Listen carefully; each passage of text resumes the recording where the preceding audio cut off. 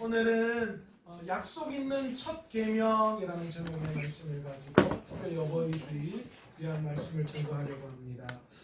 사실 오늘 말씀은 총신대학교 대학원 우리 구약학 교수님 우리 김지찬 교수님의 설교를 굉장히 많이 인용했다라는 것들 여러분들이 좀 아시고 들어주셨으면 좋겠습니다. 설교를 듣기 전에요, 영상 하나를 제가 준비했는데 한번 보고 말씀을 이어가도록 하겠습니다. 당신의 치아를 돌봐준 사람은 누구인가요? 이제 당신이 돌봐드릴 차례입니다. 해봐 엄마. 어릴 적 당신처럼 아픈 치아를 숨기고 계실지 모르니까요. 해봐는 사랑입니다. 오스템 임플란트. 왜 광고를 이렇게 보여주시느냐. 오슬람이라고 하는 임플란트 기업에서 만든 광고인데요. 제가 저 광고를 보면서 마음이 얼마나 감동이었는지 몰라요.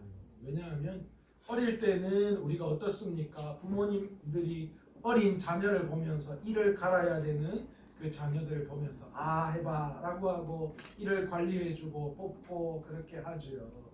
그런데 나중에 이제 그 어린 자녀가 장성하고 그렇게 돌봐줬던 어머니의 아버지가 나이가 들었을 때 이제 부모님들 치아도 빠지게 되죠. 그런데 과연 그때 우리의 마음은 어떠냐라는 거죠. 나는 과연 부모님들의 그런 관심, 그런 건강에 대해서 얼마나 관심을 가지고 돌봐드리고 계신가라는 그런 생각을 할 때 이 광고가 저에게는 굉장히 찡함으로 다가온 광고입니다. 어릴 때 자라나면서 아버지와 어머니의 모습이 어떠한지에 따라서 하나님을 인격적으로 만나고 난 다음에 하나님의 그 사랑이 그에게 형성된다라고 합니다. 그러니까 부모님에게 대한 어떤 좋지 못한 감정이 있으면 하나님을 인격적으로 만나고 난 다음에도 하나님에 대한 그 사랑이 깊이 있게 다가오지 못한다라고 하더라고요. 반대로 아버지와 어머니에 대한 감정이, 사랑이 너무너무 좋으면 하나님을 인격적으로 만나고 난 다음도 하나님 아버지에 대한 생각이 굉장히 깊이 있게 자리매김한다라는 것을 알게 되었습니다. 저도 나이가 들면 들수록 돌아가신 아버지 생각 때문에 가끔 가슴이 찡할 때가 참 많이 있습니다. 제가 서울에서 직장 생활을 할 때에 첫째 직장 생활을 하고 난 다음에 그해 새해에 아버지께 세배를 드리는데요. 왜 그렇게 눈물이 나는지 몰랐어요. 아버지도 이렇게 직장 생활을 하시면서 가족과 우리들을 돌보셨구나라는 그런 생각 때문에 하염없이 눈물이 나더라고요. 그런 저를 보시고 등을 두드리면서 다 안다 하셨던 그 아버지를 생각할 때마다 마음이 좀 찡한 생각이 들었습니다. 또 한 번은 아버지가 대장암 말기 시한부 판정을 받으시고 이제 집에서 요양하실 때였어요. 그때 제가 대구에서 사역할 때여서 포항에 계시는 아버지를 자주 찾아뵈지 못했거든요. 어느 날 월요일이었는가 그때 제가 늦은 시간에 아버지를 찾아뵙고 주무시고 계신 아버지의 등을 이렇게 어루만지면서 마사지를 좀 해드린 적이 있습니다. 나중에 저희 어머니가 그러시던데 아버지가 그 다음날 일어나셔서 그렇게 이야기했대요. 그날 아들이 와서 등을 만져주는데 예수님이 찾아오셔서 자기의 등을 만져주는 것 같더라 라는 그런 말씀을 하셨다는 거예요. 그 이야기를 들을 때마다 너무너무 죄송해요. 이건 뭐라고 주무시고 계시는 부모님 등 한번 만져드리는 그게 뭐라고 내가 그거를 안 해드렸는가. 주님이 오셔서 만지는 것 같은 그런 감정이 드셨던 그 부모님에게 내가 그게 뭐 그렇게 별거라고 그걸 제대로 못 해드렸는가 그런 생각을 할 때마다 마음이 찡합니다. 그리고 요즘 들어서요 저희 아들과 목욕을 할 때 저희 아들 제가 목욕시켜 줄 때에 아버지 생각이 참 많이 납니다. 어릴 때에 아버지께서는 저와 함께 목욕 가시는 걸 되게 좋아하셨어요. 그런데 심지어는요 제가 고등학생이 되어서 저희 아버지보다 덩치가 거의 2배 정도 됐는데도 그때도 아버지가 제 떼를 밀어주신다고 엎드려라 하시고 뒤로 돌아라 하시고 떼를 밀어주셨어요. 그때는 참 창피하고 아버지 왜 다 컸는데 이제 왜 자꾸 이러시나 라는 그런 생각이 들었는데, 지금 제가 아들을 낳고 제 아들을 목욕시킬 때 그때를 생각하니까요, 그때 아버지의 마음이 생각나더라고요. 얼마나 좋았으면 그렇게 다 큰 아들을 떼를 직접 밀어줄 정도로, 그렇게 자기가 지쳐서 그렇게 힘들 정도로 그렇게 떼를 밀어주시고 했는가, 그런 생각할 때마다 요즘은 제가 제 자식을 보면서 아버지의 사랑이 어떤가를 계속해서 느끼게 됩니다. 동서고금을 막론하고 부모에 대한 자식의 도리에 대해서 굉장히 많이 강조를 하는 것이 사실입니다. 특히 동양권, 유교 문화권에 살아가고 있는 그런 우리들은 더욱 그렇죠.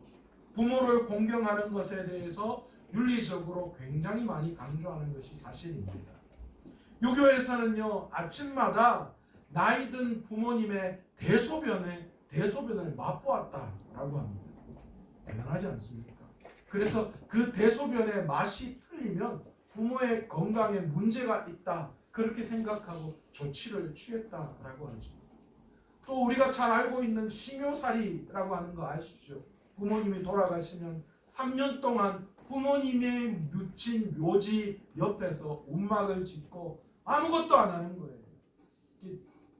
자식이 부모를 죽인 것도 아닌데 부모를 돌아가게 하신 그 죄가 막중하다고 해서 그 묘 옆에서 움막을 짓고 아무것도 안 한대요. 농사도 안 짓고 벼슬도 다 내려놓고 거기에서 3년 동안 부모의 돌아가심을 슬퍼하고 거기에서 부모와 함께 거주했다라고 합니다. 그것이 유교에서 말하는 효라고 해요. 이처럼 유교에서는 효가 모든 행동의 근원이다 라고 할 정도로 부모 공경에 대해서 강조를 합니다. 철저하게 도덕적이고 윤리적인 면을 먼저 강조하는 거지. 그렇게 보니까 왠지 모르게 유교에서 효라는 것을 이야기할 때 고리타분하고 억압적 순종의 개념으로 받아들일 때가 많이 있어요. 지금 여기도 중학교 고등학생들이 있는데 효 이야기하면 효도 하라 그런다고 진짜 이렇게 생각하는 친구들도 있을 거예요. 아닌가 보네. 그렇다면 요즘 또 추세인데요, 기브앤테이크의 개념으로 효를 행하는 사람들이 있더라고요. 내가 부모님에게 이만큼 받았기 때문에 부모님에게 나중에 이만큼 내가 해야 된다라는 기브앤테이크의 개념으로 효를 하는 사람들도 있어요. 어떤 경우는 제가 얼마 전에 꽤 전에 신문을 봤는데 부모가 자식을 고소했어요. 근데 그 이유가 뭐냐? 자식이 부모를 공경하겠다라고 이야기를 하고 재산을 물려줬다는 거예요. 근데 나중에 그 재산 받고는 뭐 했는 거예요? 자식이 먹튀한 거예요. 부모 공경한다고 해놔놓고 재산 다 받아놓고 부모 공경 안 한 거예요. 그래서 부모가 재산을 돌려달라고 법원에 청구를 한 거예요. 요즘은 뭔가 효가 주고받는 개념으로 자식과 부모 간에도 약간은 이런 개념으로 느껴지는 것도 사실입니다.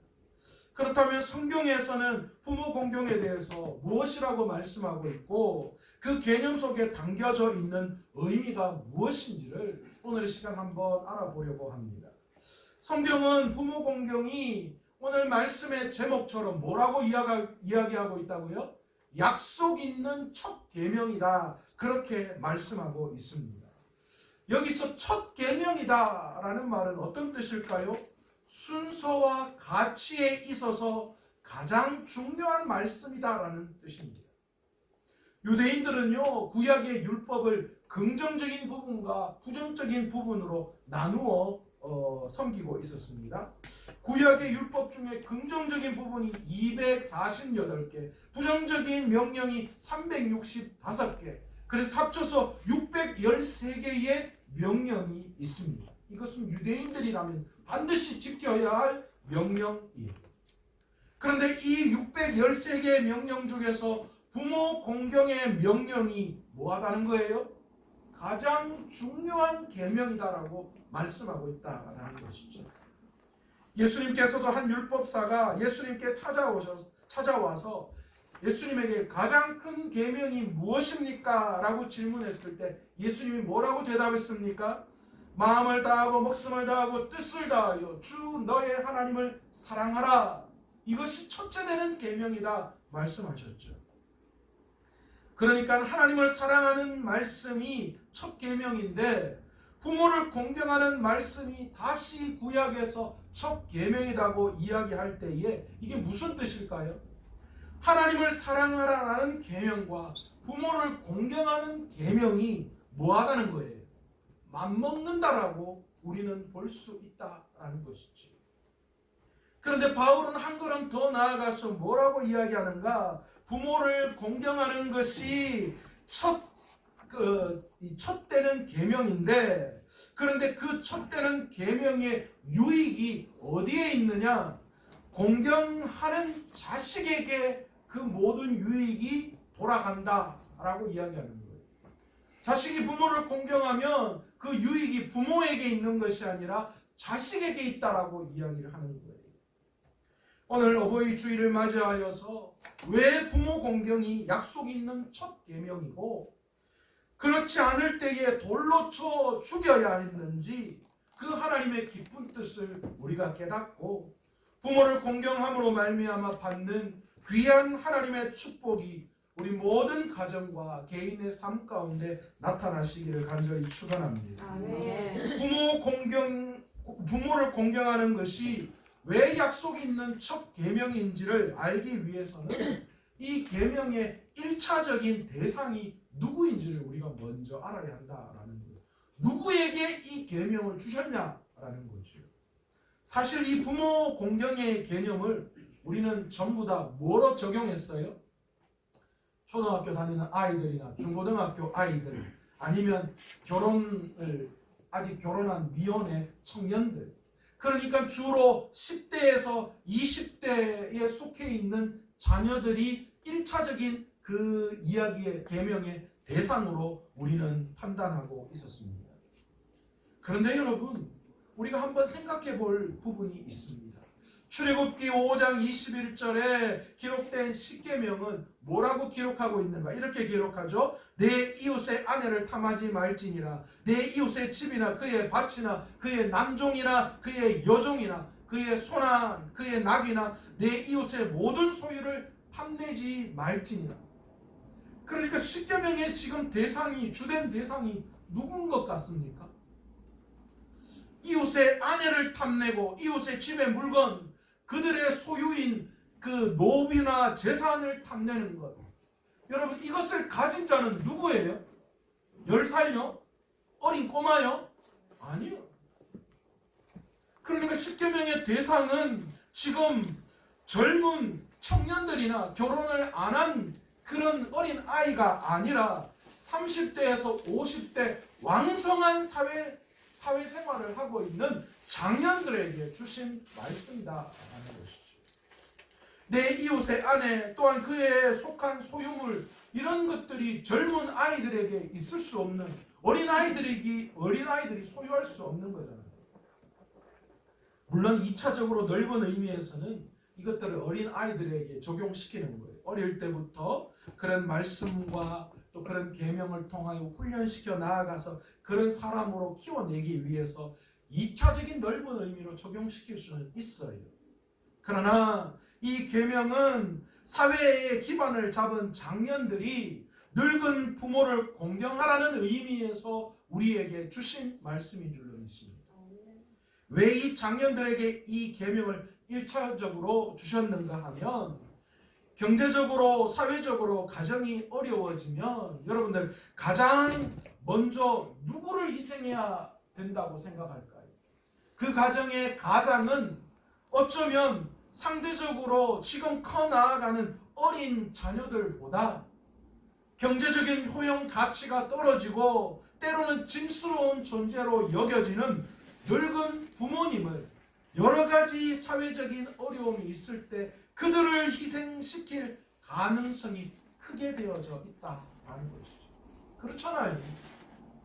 우리가 힘들고 어려울 때에 아이들에게 투자하는 것은 많지만 상대적으로 부모에게 돌아가는 것은 어려우면 어려울수록 줄여들 수밖에 없다는 것이죠.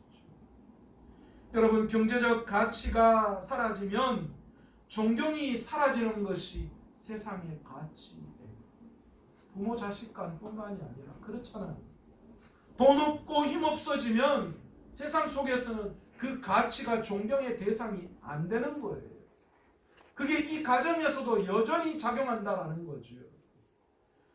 가정 안에서도 힘없고 쓸모없으면 어떤 것이 희생되어져야 할 때 가장 그 대상이 가장 먼저 희생의 대상으로 자리하고 있다라는 것입니다.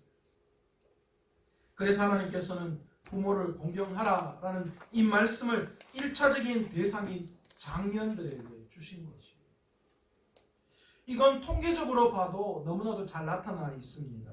우리나라 통계에 의하면 65세 이상 노인 인구가 600만 명에 달한다고 합니다. 우리나라 인구의 14.9%에 해당되는 숫자입니다. 상당히 많은 숫자예요. 그런데 그 중에 노인 빈곤율이 무려 49.6%나 된다고 합니다.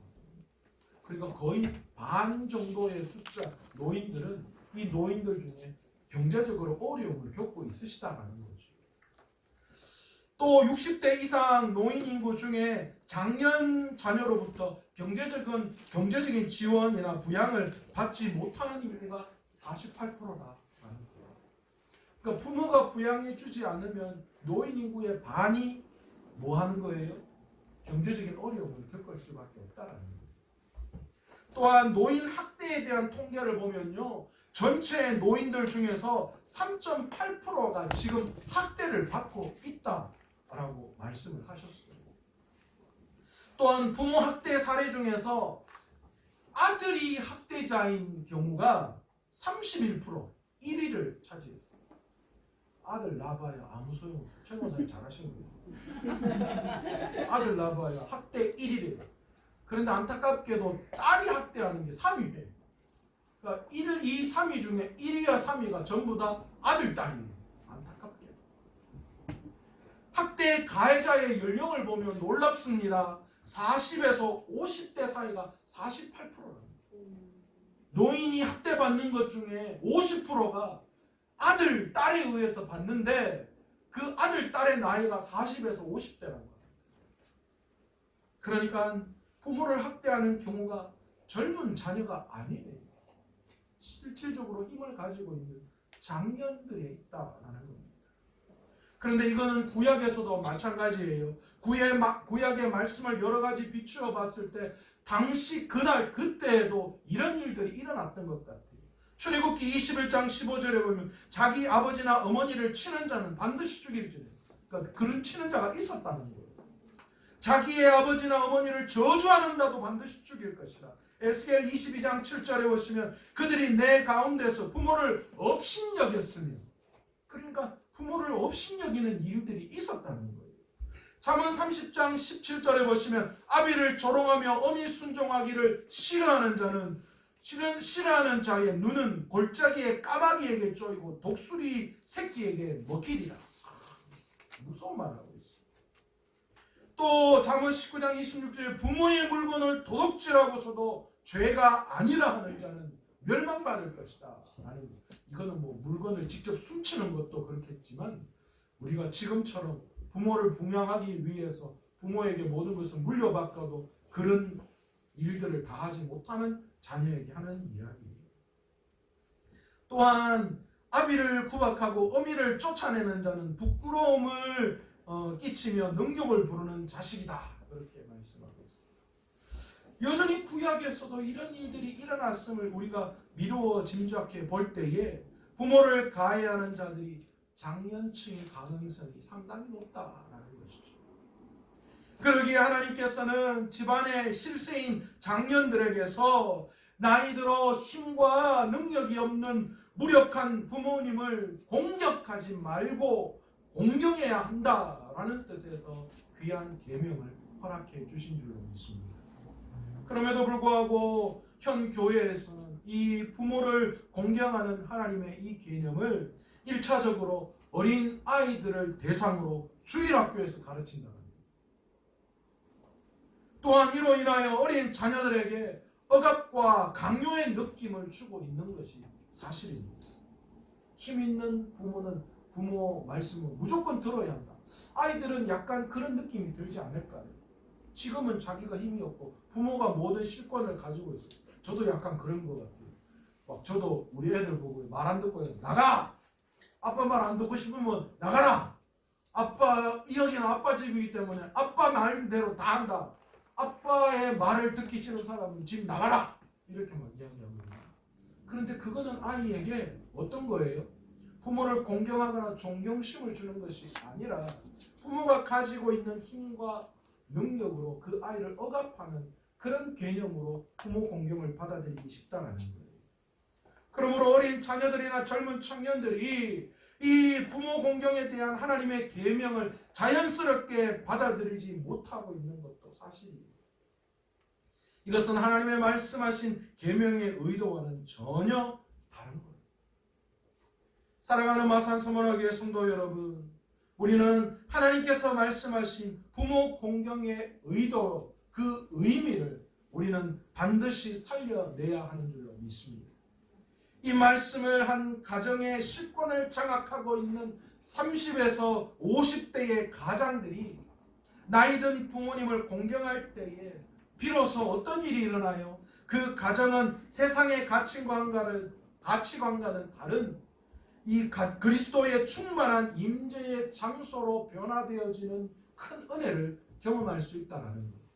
30에서 50대 장년층의 이 가장들이 늙은 부모를 공경할 때에 그 가정이 그리스도의 충만한 임재 가운데 머무를 수 있는 가정이 될 수 있다는 거예요. 그러나 이 말씀을 지식적으로 받아들이기는 쉽지만, 그러나 안타깝게도 실질적으로 우리의 삶 속에서는 이걸 실천하기가 쉽지 않아요. 왜 그렇습니까? 먹고 살기도 어려운데 부모 세대인 본인도 자식이 있는데 늙은 부모를 책임진다라는 거 사실 그렇게 쉬운 일만은 아닌 게 사실입니다. 바울도 알고 있었고 하나님도 이 계명을 주실 때에 이 상황을 충분히 염두에 두셨습니다. 그래서 바울은 오늘 말씀을 통하여 자녀들아 주 안에서 너희 부모에게 순종하라, 이것이 옳으니라, 그렇게 말씀하신 것으로 끝내지 않았어요. 2절에 보시면 이것은 약속 있는 첫 계명이니, 그리고 3절에 뭐라고 이야기해요? 구체적으로 이제 축복을 선언하고 있어요. 이로써 내가 잘되고 땅에서 장수하리라. 단순히 그냥 부모를 공경하라라는 것으로 끝나는 것이 아니라 그게 약속 있는 첫 계명인데, 그것을 지킬 때에 어떻게 그것이 너희에게 축복으로 돌아가는지에 대한 이야기까지도 하고 계시다는 거예요. 바울은 지금 장년들에게 너희가 이 세상을 살아가는 것이 힘들고 어렵지만, 그러나 부모를 공경할 때 너희가 땅에서 잘되고 장수하는 그 놀라운 은혜가 너희에게 있을 것이라는 동기를 부여해주고 있다는 것이죠. 그렇다면 왜 부모를 공경하는 것이 약속 있는 첫 계명일까요? 칼빈은 이렇게 이야기했어요. 부모를 공경할 때 부모의 생명이 길리라, 그렇게 말씀하지 않고 뭐예요? 내 생명이 길리다 라고 이야기해요. 여기서 너는 누구를 이야기하는 거예요? 부모를 공경하는 자식, 그 자식을 대상으로 너의 생명이 길 것이다 라고 이야기해주고 계시다는 거예요. 칼빈의 말에 따르자면 부모 공경의 유익이 공경하는 자식에게 있는 것이다라는 거예요. 지금까지 부모를 공경하는 것이 부모님을 위하는 것이다라고 생각했죠. 그러나 아니라는 거예요. 부모를 공경하는 것은 부모를 위함이 아니라 자신을 위함이다라고 바울은 이야기하고 있습니다. 가만히 보십시오. 지금 너희가 부모를 잘 공경하면 너희가 노인이 되었을 때에 장수하고 잘 된다라는 뜻이죠.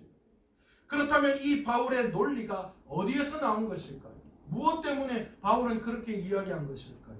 신명기에 나오는 10계명 중에 제5계명을 보시면 너는 내 하나님 여호와께서 명령한 대로 내 부모를 공경하라. 그리하면 내 하나님 여호와가 내게 준 땅에서 내 생명이 길고 복을 누리리라. 그렇게 말씀하고 계셔요. 여기에서 우리는 부모와 자식 간에 세 가지가 연결된 것을 볼 수 있습니다. 첫 번째가 율법, 땅, 그리고 생명, 이 세 가지가 연결되어 있어요. 우선 부모는 자식에게 뭘 허락해요? 생명을 허락해 주는 사람입니다. 여기에서 뭐 아래에서 태어나고 이런 사람 없잖아요. 그죠? 다 부모 밑에서 부모에게서 생명을 얻는 관계예요. 그래서 부모 자식 간에 생명을 주고받는 관계죠. 또한 두 번째, 자식은 부모로부터 율법의 가르침을 받는 관계 속에 있는 상황입니다. 또한 자녀가 장성하면 부모는 자연스럽게 자신의 모든 땅의 기업을 뭐 하는 거예요? 자식에게 물려주게 되어 있다. 작년 자녀가 부모를 공경하라는 율법을 지켜서 자식들에게 생명과 율법과 땅을 준 노인 부모를 공경하게 되면은 노년의 부모님들은 이 자녀들로 인해서 하나님이 주신 땅에서 그 생명이 길어지게 되는 게 사실입니다. 자녀들이 옷과 음식과 거주지를 확보해주고 부양하기 때문에 부모는 더 오래 살게 되어져 있지요. 그런데 놀라운 건요, 이런 모습을 본 어린 자녀들은 율법을 지키는 것이 하나님이 주신 땅에서 생명이 길어지는 축복을 받게 되는 것임을 뭐 하는 거예요? 깨닫게 되는 거예요. 그러니까 율법과 땅과 생명의 중요성을 어릴 때부터 깨달아 나아가게 되는 것이죠. 그 중에서 율법은 부모를 공경함으로 생명이 길게 되는 비결이라는 것임을 율법을 통해서 자녀들이 깨닫는 거예요. 이런 어린아이들이 자라서 율법을 지켜 부모를 공경하게 되면 장년 자녀들이 나중에 노인 부모가 되었을 때에 하나님이 주신 땅 안에서 생명이 길어지게 되어지는 축복을 누리게 된다는 사실을 깨닫고 그 축복대로 율법대로 그 아이가 순종하게 나아가는 거예요. 그러니까 이 말은 뭔 이야기예요? 장년 세대 부모가 늙은 부모를 공경함으로 말미암아 생명과 율법과 땅이 어떻게 그들에게 돌아가고 하나님의 말씀인 율법이 어떻게 지켜지는가를 이 어린 아이들이 그것을 눈으로 보면서 삶으로 체득한다는 거예요. 그래서 하나님의 말씀을 지킬 때에 이렇게 축복이 우리에게로 돌아오는구나 라는 것을 깨닫고 하나님의 말씀이 이루어지는 나라를 그들 마음속에 생각하게 되는 거예요. 그렇기 때문에 자녀들이 부모를 공경하는 것이 약속 있는 첫 계명이라고 바울은 우리에게 이야기하고 있는 거예요. 그런 세대가 반복되어지는 거예요. 내가 부모를 공경함으로 다음 세대가 나를 공경하게 되고 그리고 그 축복이 계속 이어지는 은혜가 그들의 가정에 넘쳐나는 거죠. 사랑하는 마산 서문화교회 성도 여러분, 우리는 자녀에게 단지 생명과 땅과 재산과 세속적 교육만을 물려주는 것이 아니라 율법에 순종할 때에 하나님이 주신 땅에서 생명이 길게 되는 축복을 받는다는 사실이 자녀들에게 보여줄 수 있는 저와 여러분 되시기를 간절히 축원합니다. 아멘. 그럴 때 어린 자녀들이 하나님의 말씀을 지키게 돼요. 그렇게 되는구나. 이렇게 될 때에 그 가정이 비로소 3, 4대와 함께 장수하고 잘 되는 은혜가 그 가정에 넘쳐나는 거예요. 이 같은 축복의 말씀을 하나님께서는 모세를 통하여 신명기 6장 1절에서 2절에 분명하게 이야기하고 있습니다.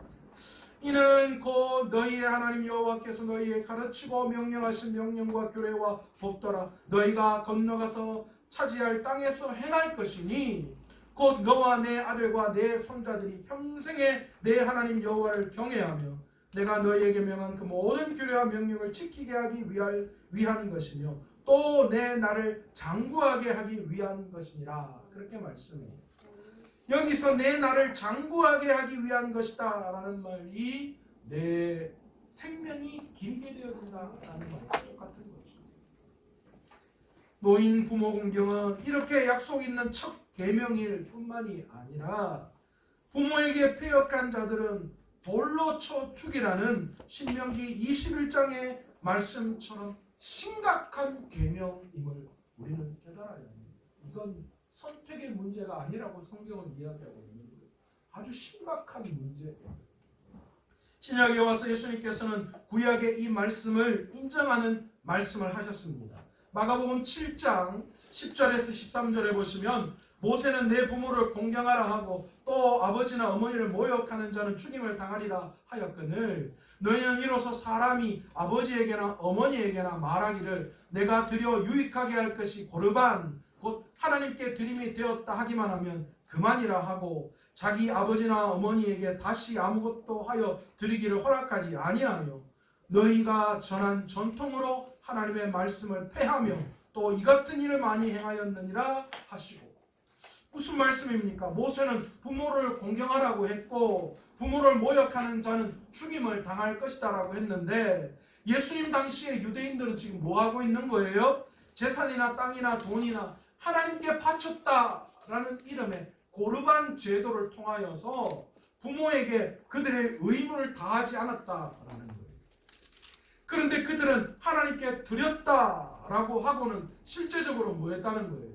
하나님께 드린 것이 아니라 부모를 섬기지 않기 위해서 하나의 방편을 만들어 놓은 것에 불과하다는 거예요. 인간이 전한 전통을 가지고 하나님의 명령을 업신여긴 이 같은 사실을 예수님은 마가복음 7장에서 고르반 제도를 지적하고 계시는 것을 우리는 볼 수 있습니다.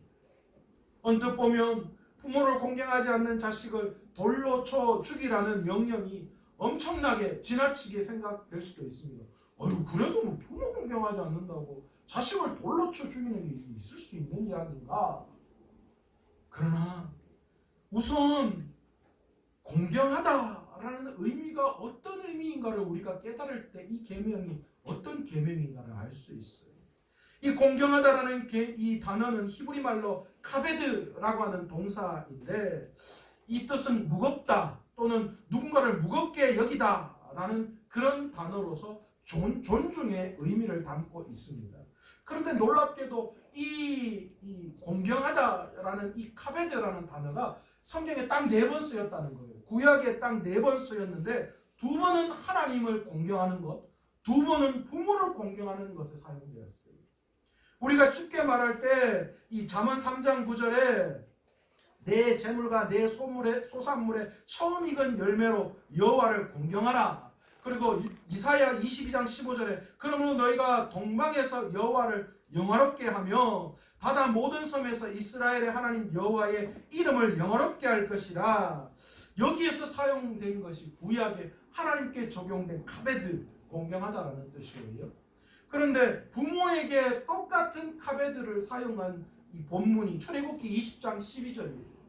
내 부모를 공경하라 라고 할 때 이때 사용한 단어고 신명기 5장 16절에도 너는 내 하나님 여호와께서 명령한 대로 내 부모를 공경하라 이때도 똑같이 카베드라는 단어를 사용하고 있어요. 무슨 뜻일까요?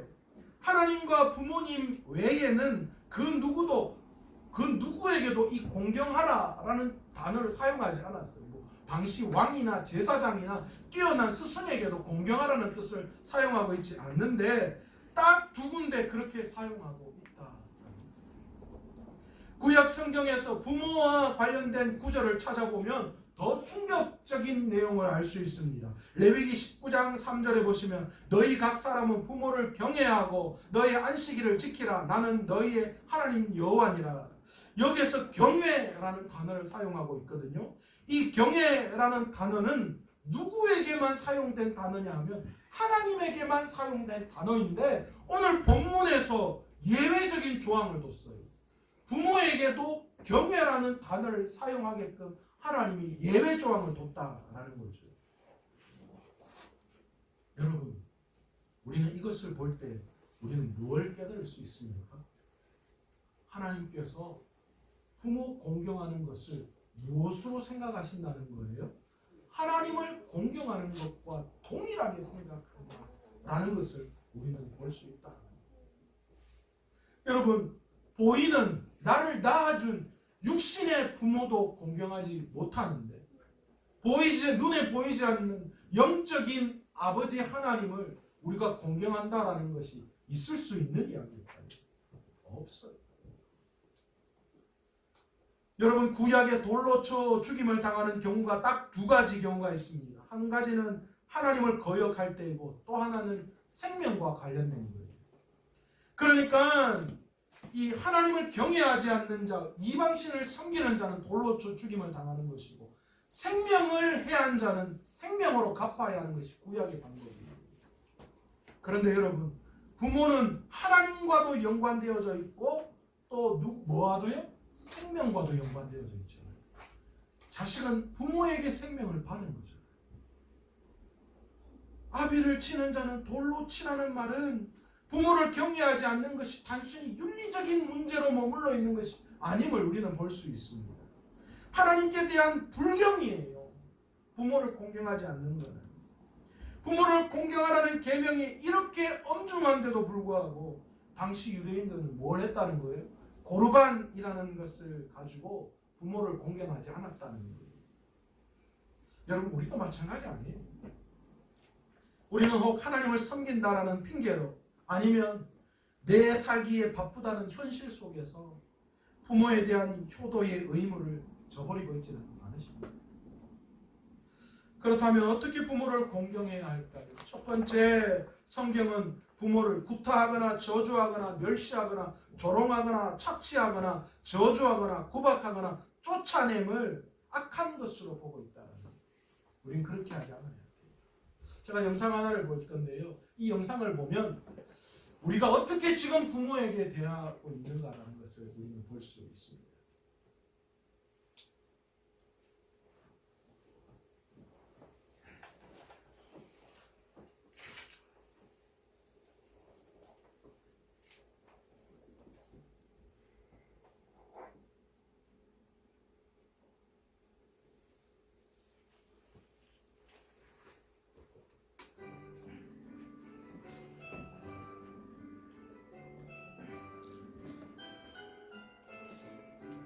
연세가 많이 드신 아버지가 자식에게 어떤 질문을 하느냐.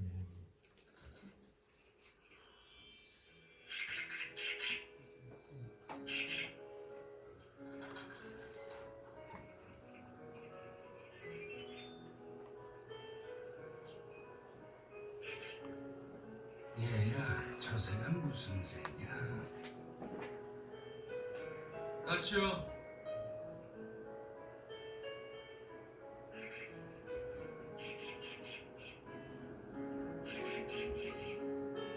얘야, 저 새는 무슨 새냐?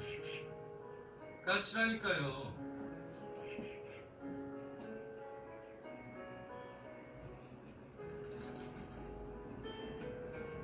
얘야, 저 새가 무슨 새라고 했지?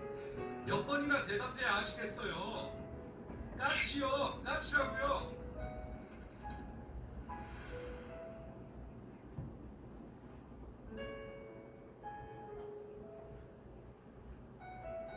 아범아, 너는 어렸을 때 저게 무슨 새냐고 100번도 더 물었다. 아빠, 저 새가 무슨 새예요? 까치란다. 까치요? 아빠, 저 새가 무슨 새예요? 까치야. 까치요? 그럴 때마다 아버지는 까칠한다, 까칠한다 몇 번이고 대답하시면서 말하는 이가 귀여워서 머리를 쓰다듬어 주셨지. 그래서 네가 말을 배울 수 있었던 거다.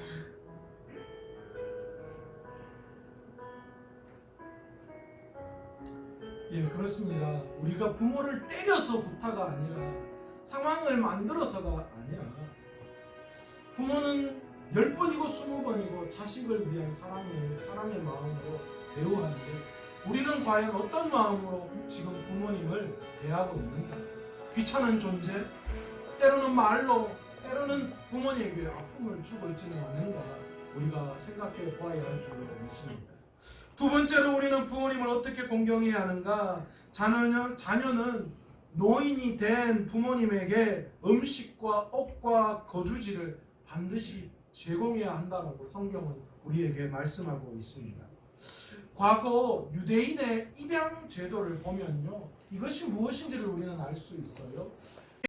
유대인들도요 당시에 입양을 했어요. 아들을 못 놓으면 아들을 입양했습니다. 그런데 입양을 할 때에 이 입양 계약서를 쓰는데 그 계약서의 내용이 어떤 것인 줄 아십니까? 부모에게 반드시 음식과 옷과 거주지를 제공해야 하고, 또한 공손하게 부모를 공경해야 하며, 마지막 세 번째로 마지막 예를 다하여 장례를 치루어 주어야 한다는 것이 유대인의 양자를 드릴 때에 하는 계약서 중에 포함되어져 있는 내용이다라고 합니다.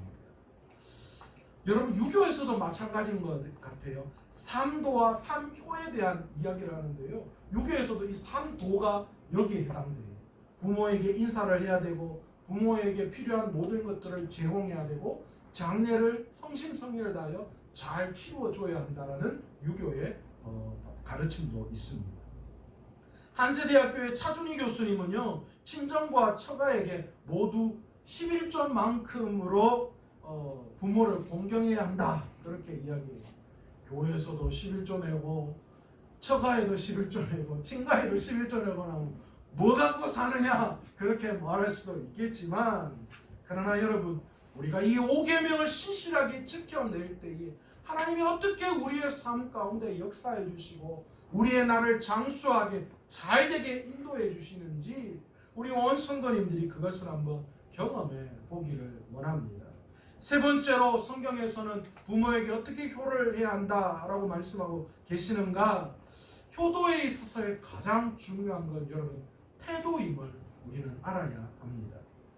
부모를 향한 경제적 지원이 자녀가 효를 다한 것이라고 볼 수 없어요. 늙은 부모님에게 조사를 해봤습니다. 가장 큰 효도가 무엇이라고 생각합니까? 우리는 현금을 매일 한 장씩 주는 걸 좋아하신다, 이렇게 생각할 것 같은데, 그러나 부모님은 다른 대답을 하셨어요. 자주 찾아오고 전화해 주는 자식들, 그런 자식의 그런 것을 효라고 생각한다, 그렇게 대답했다고 합니다. 유교에서도 마찬가지죠. 효에 대해서 세 가지를 이야기합니다. 인사, 안부를 잘하는 거예요. 그래서 옛날에는 어른들 아침 저녁으로 뭐 했어요? 부모님에게 찾아가 인사를 했습니다. 이 인사를 한다라는 뜻은 부모님이 지금 어떤 상황인가를 살피는 거예요.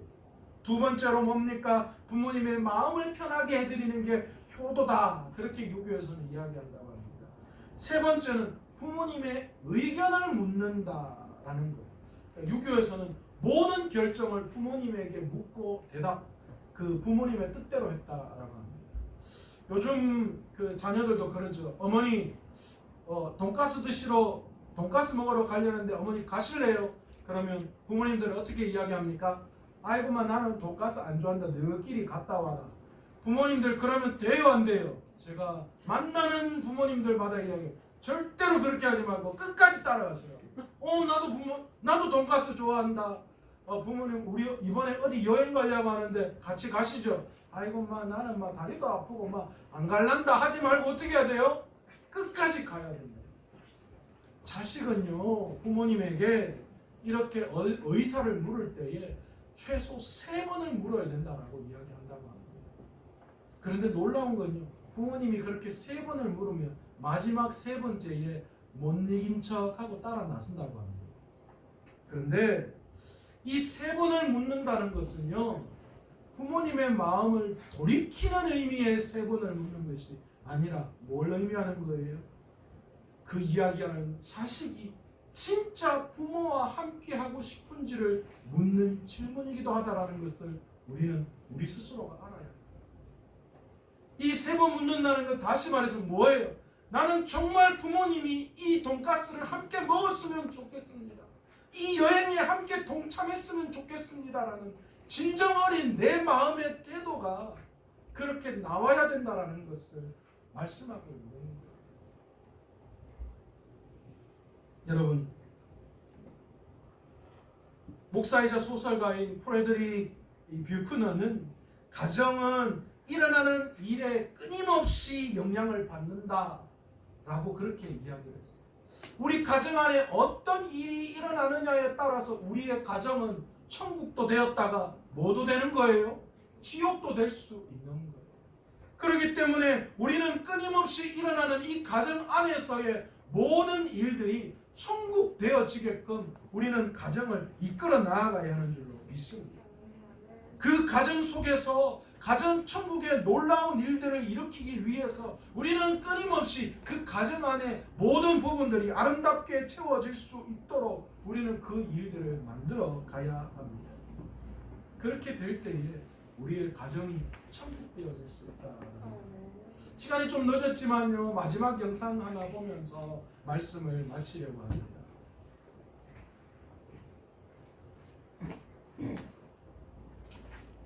청산이 아빠, 진영이 아빠, 하나님이 아빠.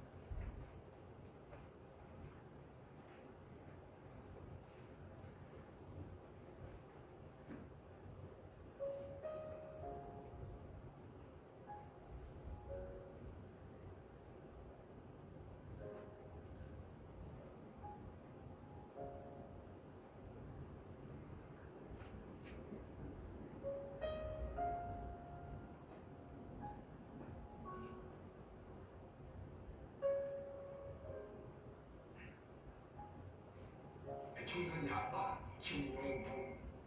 난 신암철 아빠 신현기. 이영근이나 큰아들이. 저 영우 아버지 되는 사람입니다. 조유석 아빠, 진영이 아빠, 성함은 김성도. 생각나지요. 그 아들 딸 만났다가 아들 가졌는데 요번에도 딸 못하고 했는데 네 엄마 아빠 동생할 때 신경쓰는 거는 뭐. 부모로서 이렇게 무언가를 충분하게 해줘야 되는데 그런 것도 못 해주고 그래서 참 마음이 아픕니다. 아들이라는 것은 너희가 바꿀 수도 없는 것이고 크게 뭐 도와주지도 못했고 했는데 너희들이 알아서 잘 커가지고 계속 부족한 게 부모 마음 아닐까요? 죽는 순간까지 제가 그런 마음으로 살고 있어요. 계속 부족한 거예요. 너무 엄하게 했다는데 그래서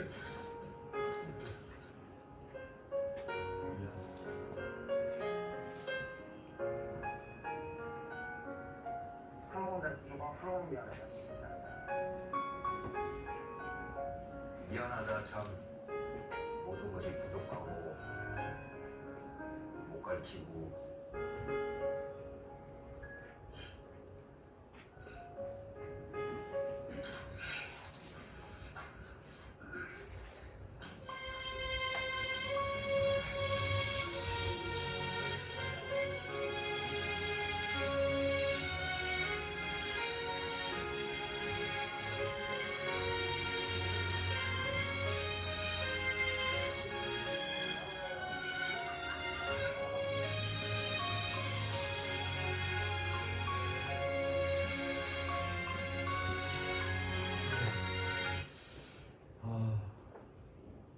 성경에서 분명히 효도 늙은 부모에게 효하는 것이 약속 있는 첫 계명이라고 말씀하셨습니다.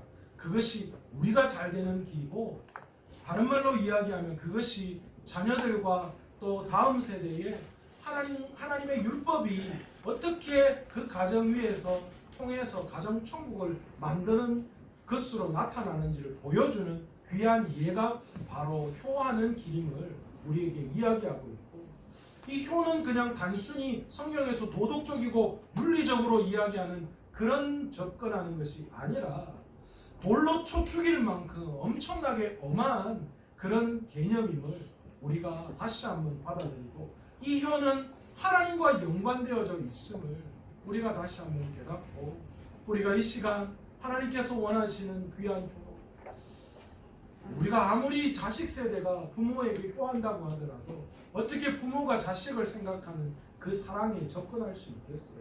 그러나 오늘 이 시간 그런 귀한 생명과 또 율법과 또 기업을 물려주는 귀한 이 부모 세대를 다시 한번 따뜻하게 사랑한다고, 또 우리의 마음속에 깊은 곳에서 부모를 향한 그 사랑과 효의 태도를 다시 한번 되새길 수 있는, 그래서 우리의 가정이 그 안에서 3, 4대에 이어서 가정 천국 되어지는 은혜를 마음껏 누릴 수 있는 저와 여러분 되시기를 간절히 축원합니다.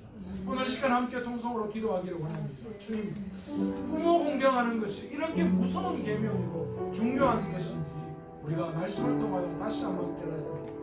어버이 주일을 맞이하여서 우리에게 끊임없는 사랑과 율법과 또 기업을 물려준 부모에게 우리가 우리의 마음을 다하여 뜻을 다하여 정말 효할 수 있는 그런 길을 걸어감으로 말미암아, 그런데 놀랍게도 그것이 우리가 잘 되는 길임을 성경은 우리에게 말씀해주고 있습니다. 이 귀한 부모 공경을 통하여서 우리가 가정천국 만들고, 이 가정천국이 1대, 2대, 3대, 4대 대를 이어서 큰 은혜가 되어지는 그런 은혜를 우리 가정에서 누릴 수 있도록 해달라고 주여 한번 간절히 불합심하여 동성으로 기도합니다. 주여 아버지 하나님,